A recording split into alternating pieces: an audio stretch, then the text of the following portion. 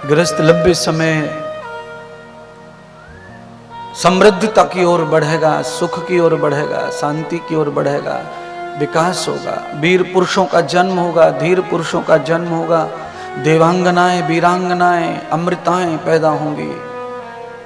घर की सो बढ़ेगी, राष्ट्र की सो बढ़ेगी, गांव की सो बढ़ेगी और हमारा ये उद्देश्य मनुष्य जन्म का सफल होगा।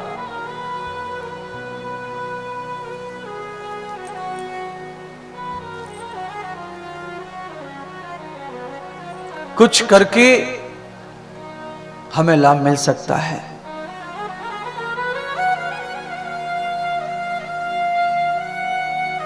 सीता जी ने राम जी से पूछा कि बहुत लंबा समय हो गया चलते चलते, अयोध्या जी नहीं आ रही हैं, आपका गांव नहीं आ रहा है।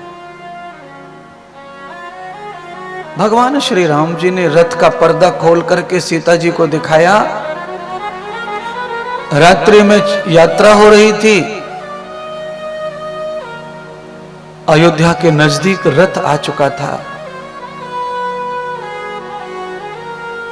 स्वर्ग सीता जी ने शायद देखा नहीं होगा, वैकुंठ देखा नहीं होगा, लक्ष्मी के रूप में वैकुंठ देखा था, पर सीता के रूप में नहीं, एक स्त्री के रूप में वैकुंठ का दर्शन नहीं किया था। रात्रि के समय अयोध्या की जो सजावट थी, जो शोभा थी, जो लाइटिंग थी, जो दिए जलाए जा रहे थे, उनको देख करके माता सीता ने कहा कि आपका अयोध्या कब आएगा, आपका अयोध्या कैसा होगा, आपका गांव कैसा होगा, आपके गांव की बनावट और शोभा कैसी होगी। रामनी जी ने कहा देखो, पर्दा खोलकर देखो, कितना सुंदर गांव आया, कितना सुंदर नगर आया, कितना सुंदर वास है।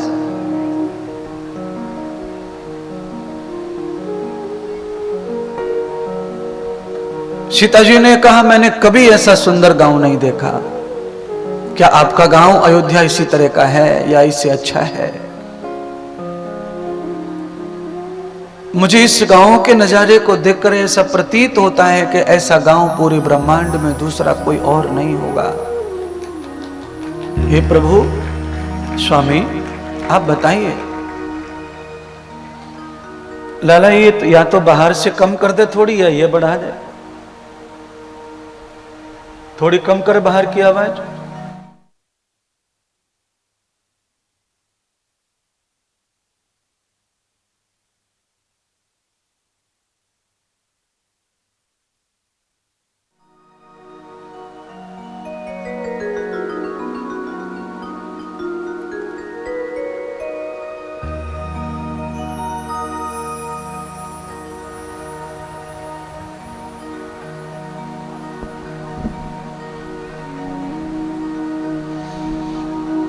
गोपाल कृष्ण भगवान की जय, श्री राधा माधव की जय, सीताराम भगवान की जय हो। जय जय श्री राधे।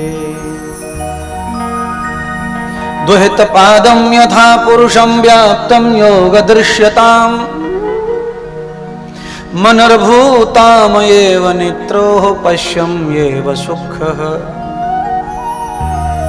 हे प्रभु, नेत्रों से इस नगर को देखकर मेरे हृदय को अति आनंद हो रहा है। ये कौन सा नगर है? आवते स्वातं वेदिता स्रवतो नैवरागनि, श्रुति स्मृति त्वयां व्याधां सर्वं खिलमिदं गीतः। गायन्ति स्त्रीणां सर्वे पगधरत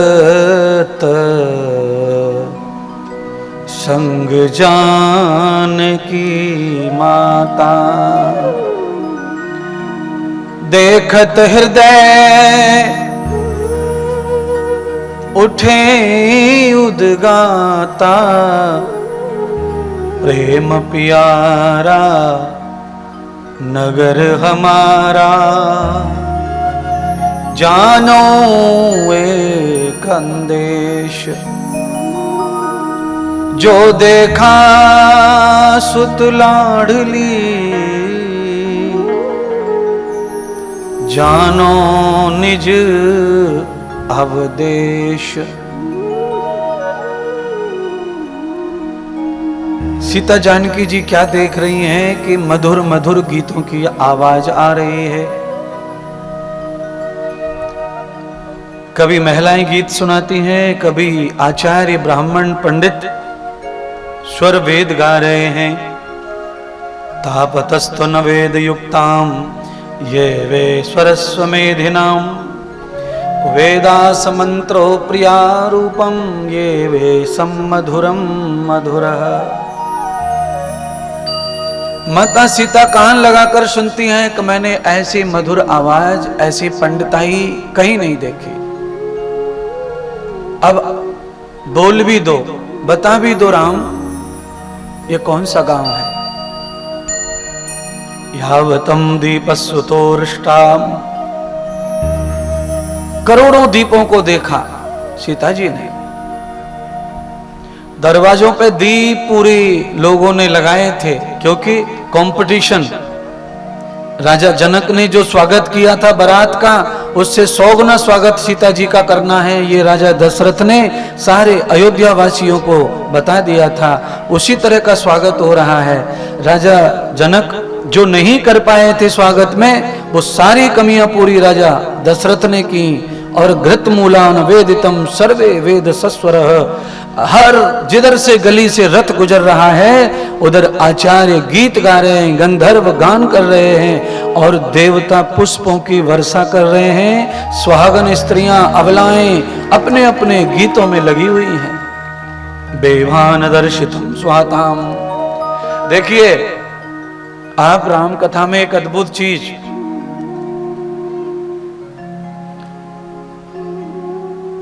अयोध्या में एक भी विधवा स्त्री नहीं है। कितना बड़ा गांव और उसकी महिमा है अयोध्या की। एक विधवा स्त्री नहीं है सीता के स्वागत में, जिसका पति खंडित हो गया हो। एक को भी ऐसा अविश्राप नहीं है उस अयोध्या नगरी में। इसीलिए उसमें अमृत राज्य था, इसीलिए उसमें परम आनंद का राज्य था। और देखेंगे कथा सुनते सुनते आप देखना, जिस समय अयोध्या में एक विधवा घर हो जाएगा, यानी कि राम जी के ही घर में विधवा हो जाएंगी 3, उसके बाद पूरे अयोध्या की शोभा समाप्त हो जाएगी। द्वहितो कृतम न वेदितो स्त्री। जिस घर में सौभाग्यवती स्त्री रहती हैं उस घर की आभा, खुशी अलग होती है। और जिस घर में दुर्भाग्यवती स्त्री रहती हैं, जिनका खंडित हो गया है पति, मृत्यु को प्राप्त हो गया है, वो घर अशोभनीय लगते हैं। उनकी खुशी चली जाती है, उनका सौंदर्य चला जाता है। वहां पर हंसना मना है, वहां पर हंसी अच्छी नहीं लगती है। इसलिए सीता जी ने जो देखा कि सारी महिलाएं इस गांव में इस तरह की सजी हुई हैं, हमारे गांव में तो ऐसा नहीं है। हमारे गांव में तो अलग अलग प्रकार की महिलाएं हैं, यहां तो सब एक जैसी लग रही हैं। क्या कारण है राम? ये आर्यपुत्र, कहिए कारण बताइए। और अब बेग करो, जल्दी करो, मुझे बताओ अयोध्या कब आएगा। ये कौन सा गांव है जिस गांव में ऐसे मधुर वेद मंत्र बोले जा रहे हैं, दीप जलाए जा रहे हैं, गीत गाए जा रहे हैं, पुष्प वर्षा हो रही है। तो राम जी ने कहा तुम्हारे स्वागत में ये सब हो रहा है, ये हमारी पहचान वाले लोगों का गांव है। तुम्हें कैसा लगा बताओ। तो सीता जी कह रही है मैंने तो ऐसा गांव देखा ही नहीं है, मेरा तो मन ये कर रहा है कि हम यहीं रह जाएं, कहीं ना जाएं, आप यहीं रुक जाइए। राम जी सीता के मुंह से ये जानना चाहते हैं कि तुम्हें ससुराल कैसी लग रही है, पर वो बता नहीं रहे कि ये अयोध्या आ गया। सरप्राइज, सीता जी को अचंभे में रखना चाहते हैं।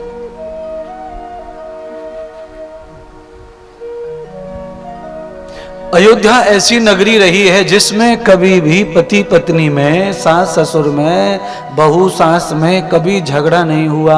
योध्यो न योध्याम अयोध्या का मतलब है जिसमें कभी युद्ध ना हुआ हो, कभी झगड़ा ना हुआ हो। अयोध्या ऐसी नगरी है बंधुओं, मैं चैलेंज से कहता हूं, अयोध्या शब्द का अर्थ ही यही है जहां युद्ध ना हुआ। कभी अयोध्या में कभी युद्ध नहीं लड़ा गया है।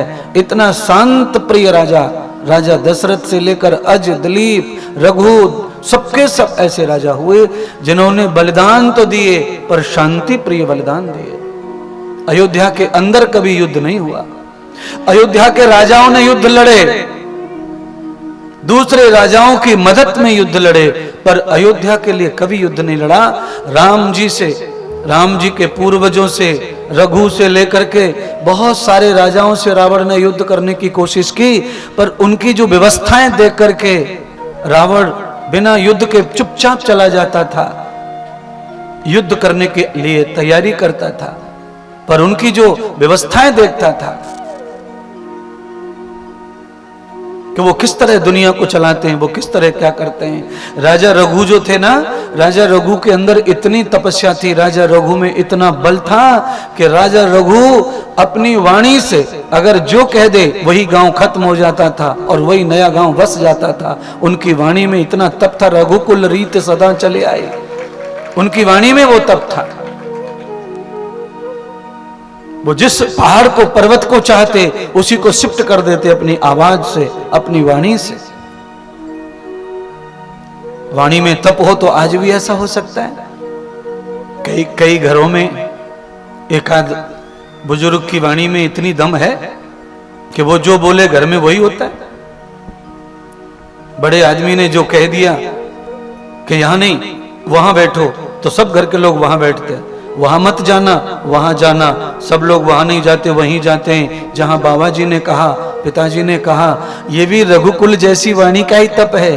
और ज्यादातर घरों में अब आप कुछ भी कहते रहो, किसी को कोई फर्क पड़ता नहीं है। इसका कारण तुम्हारा तप कमजोर हो गया, तुम्हारी संस्कृति कमजोर हो गई, तुम्हारा खुद का चरित्र, रहन और सहन तुम्हारा कमजोर हो गया। इसीलिए बच्चों के ऊपर तुम्हारा अब प्रताप नहीं पड़ता, तुम्हारा तप जब काम नहीं करता। बच्चे तुम्हारे अनर्गल हो चुके हैं, असत्य हो चुके हैं। राम कथा क्यों सुन रहे हम इसीलिए सुन रहे हैं कि हमें रघुकुल की कथा सुनने को मिल रही है। बोलिए, आजकल की बहू ब्याह कर आ जाती है गांव में, और ब्याहने के बाद पति को 2 दिन में कहती है कि चलो उठाओ सूटकेस, रायपुर चलो, रायपुर। क्योंकि इस समय यहां अगल बगल में रायपुर ही अच्छा शहर मानते हैं लोग। रायपुर चलो, क्यों चलें? क्योंकि तुम वहां नौकरी करते हो, मैं तो वहीं रहूंगी, मुझे नहीं अच्छा लगता यहां। अब कल्पना करिए, राम जी बता नहीं रहे कि ये ससुराल आ गया तुम्हारा, राम जी को कह रही हैं यहीं रहने दो मुझे, आप भी यहीं रुक जाओ। ऐसा गांव ही नहीं देखा। दशरथ राजा कह रहे हैं कौशल्या को कि जानकी को जनकपुर की याद नहीं आनी चाहिए, और रथ में जानकी भूल चुकी है जनकपुर को। अयोध्या को देखने के बाद जनकपुर क्या, उनको अयोध्या की भी याद नहीं आ रही है। इतना ज्यादा प्रभाव दे रहा है गांव, और गांव को आकर्षण करने वाली महिलाएं, वहां के बच्चे, वहां के वीर पुरुष, वहां के आचार्य, वहां के ब्राह्मण पुरुष। बंधुओं, किसी भी देवता को गांव में प्रवेश कराने में ब्राह्मण का अहम रोल होता है। जिस गांव का ब्राह्मण विद्वान, सदाचारी, दानी और यज्ञ करता होगा, उस गांव में देवता पधराए रहते हैं, उस गांव से देवता कभी नहीं जाते कहीं। और जिस गांव का ब्राह्मण अज्ञानी होगा, दारूबाज होगा, गुटखाबाज होगा, झूठा होगा, भरे भी होगा, वहां देवता टिकने वाले नहीं है महाराज। इतनी महिमा ब्राह्मण की है। दुहितान योधस्वथा सर्वम,